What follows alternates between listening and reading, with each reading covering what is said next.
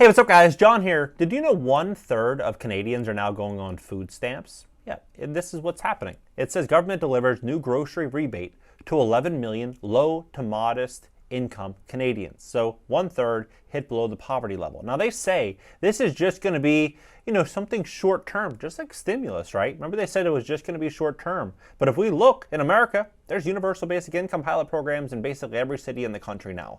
This is what's going to happen. We're moving into a massive trend.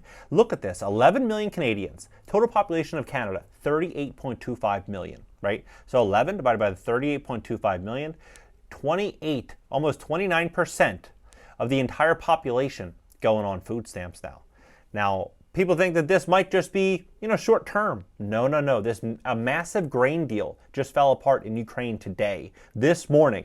And this deal is going to push food prices through the roof, which is going to push a massive demand for long-term stimulus, universal basic income. This is going to be a game changer for the U.S. economy, and I'm going to break this down for you in this video with verifiable facts. Please hit the like button. When you hit the like button, YouTube will share this content to educate more people about what's really going on in the U.S. economy and the world economy. And if you want to fix your credit to position yourself for the greatest wealth transfer of all time, we're in it now.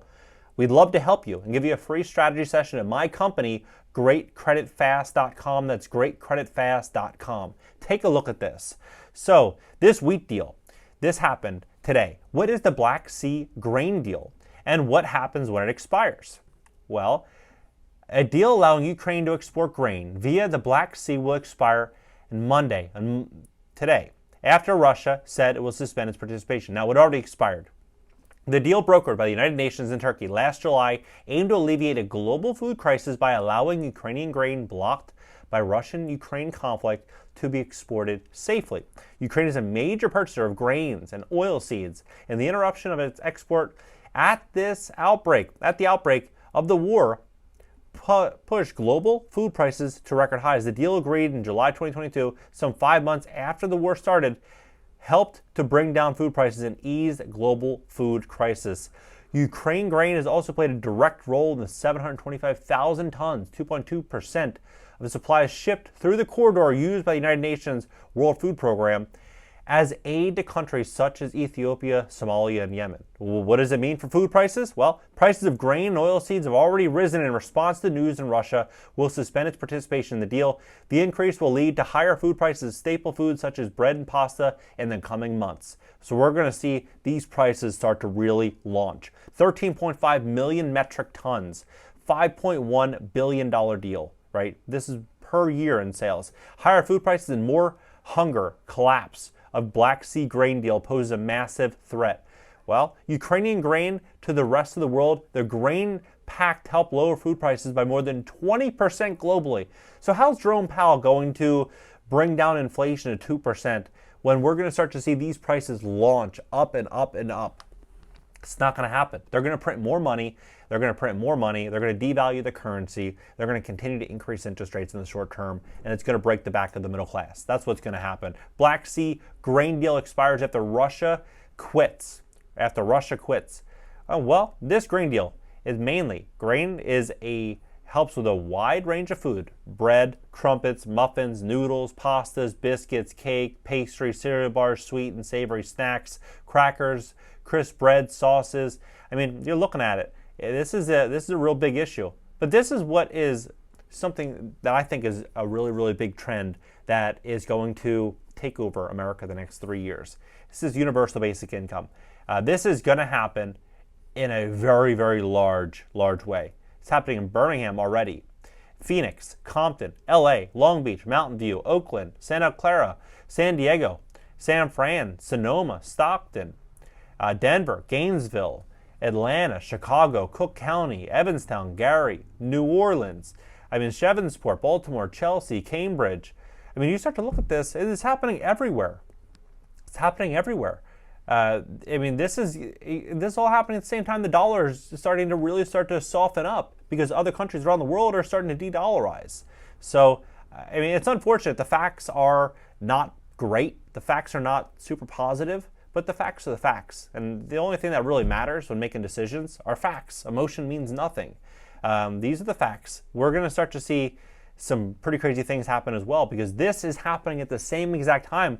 These 3,000 farms, right? These 3,000 farms here, it's going to be a disaster, and it's a $1.6 billion, $1.61 billion bailout, essentially, where they're taking over these farms and paying these farmers to leave, right? It's nuts. But look at what else is happening. European Union is moving towards this tech in food. So what I think is happening and what I think is going to happen is the middle class is going to get eroded over the next couple of years. I've actually warned about this on this channel, not from a perspective of, doom and gloom, but more from a perspective of this is what is likely going to happen. And it's up to people to make smart decisions in advance of this, because irrelevant of what we both feel and think about doesn't mean anything, right? I mean, the last couple of years, everyone had an opinion about everything, and no one's opinion meant anything. It all just kept moving forward, right? So this is what's going to happen. The middle class is going to get eroded greatly. My suggestion is to make sure you get out of high interest rate consumer credit card debt, out of high interest rate loans. You position yourself with some cash, with good credit. You put yourself in a position where you're able to get credit lines if you need them. You're mobile, potentially with an online business. These are all things I think are going to be extremely, extremely important in the years to come. I mean, credit card debt rising in double-edged sword for the economy. Look at the credit card situation that we're in right now. $1 trillion in outstanding credit card debt, $1 trillion in outstanding credit card debt, $1.6 trillion in auto loans, $1.7 trillion in student loans. We had this massive problem brewing, when all this debt, for the most part, was assumed at record low interest rates within an economy with stimulus and PPP loans and unemployment benefits. People were making money sitting home. People were investing in stocks and cryptos and NFTs. They were investing in everything and just making money hand over fist. Well, that party is over. That party is over. Some people say it's coming back. I don't know. I don't think so. Look at this. 1.76 trillion in American savings burned since 2020 as credit card debt hits all-time highs. With credit card and interest rates at record highs, these 4 tips can help debtors beat the brutal minimum. Well, look at this. This is fascinating. This is the map of America in 2025, right? In 2025, and when people say food prices aren't going to go up that much, or food prices are, maybe they're going to remain stable or maybe slightly, I think they're going to continue to get higher every single year in a big way, double-digit increases at a minimum. Look at 2025, right? And now let's look at 2030. Pay attention here, right? You see this map. This is the new pipeline, this new carbon pipeline flow, right? This is just one of them, by the way.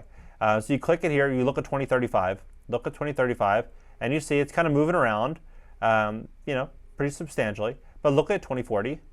That's a huge increase right through Texas, right? And then you look at 2045, and then let's look at the next year or the next 5 years. It's like boom, right? Like that is huge. All across Florida, North Carolina, Tennessee, all these different areas, some of the most fertile food, like farmland. This is crazy. It's huge. This is gigantic. And this is on congress.gov. I'll even come down here a little bit so you can see congress.gov. And they're putting up all these different types of grants, and this is the act authorized and appropriated $2.1 billion for low interest rate loans and grants, all to fund this $308 million in direct loan subsidies, $25 million in grants, all these different grants here, $100 million. So look at this. Here's another one that's happening as well. This one, if you look at the actual footprint, and I'll click it right here, so you can look at the footprint here. This is a different one, by the way. This is over 2,000 miles, of pipeline. So yeah, people ask me, hey John, what's going to happen? I'm not sitting here trying to be, the bear, saying, I'm super bearish, but the facts are pointing to a situation in which are, equating to a harder life. That's what the facts point to. But I think that in great wealth transfers, money is never lost. It's simply transferred from one group to the next. That's simply what happens. And I think we're stepping into a period in which most wealth in America is held by the middle class. And that wealth, a lot of it, is going to start to transfer. And so it's up to all of us to make smart, well-informed financial decisions based on logic and reason, based on facts that we know, to position ourselves for this situation that's unfolding. I think we're going to start seeing a lot of people selling cars at, pennies on the dollar. I think we're going to see people selling watches, selling houses, selling second properties, and selling duplexes and fourplexes, selling off assets. People are leveraged to the gills in debt, and the job market, everything is changing. So you think about it. If the job market is softening, real wages are softening, food prices are going up, interest rates are going up, you tell me, how does this amount to a soft landing? Somebody educate me. I'm really curious. If you can come up with anything that I'm missing here, if you can supply any real value, maybe a unique perspective, I'll pin you to the top comment for everyone to read your comment. So please do. Hit the like button, add me on IG as well. And if you want to fix your credit to position yourself for the greatest wealth transfer of all time, we'd love to help you. Lenders are going to continue tightening up as they start seeing more and more and more losses across their credit card portfolios, auto portfolios, real estate portfolios. So we'd love to help you. GreatCreditFast.com. Catch you in the next one.